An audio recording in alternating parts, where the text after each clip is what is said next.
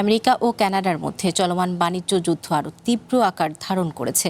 President Donald ট্রাম্পের নতুন শুল্ক আরোপের জবাবে আমেরিকার প্রায় $20 বিলিয়ন সমমূল্যের পণ্যের উপর 50% পর্যন্ত শুল্ক আরোপের ঘোষণা দিয়েছে কানাডা।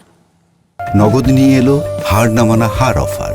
সর্বনিম্ন 10,000 টাকা রেমিটেন্স নগদে পাঠালে থাকছে স্বর্ণের হার জেতার সুযোগ।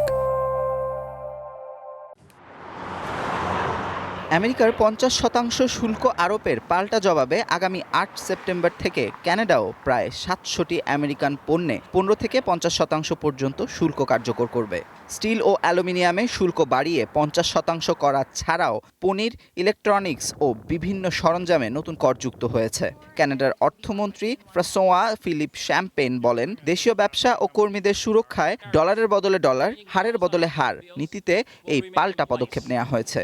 Canada's remission framework will also remain available to mitigate unintended consequences.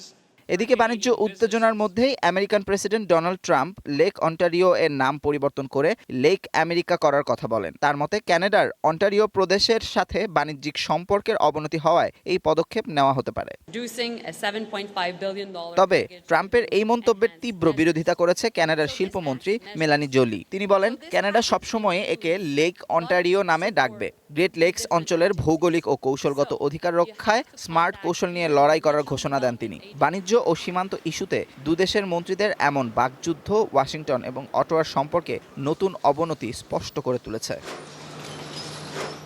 Amanur Rahman, one international desk.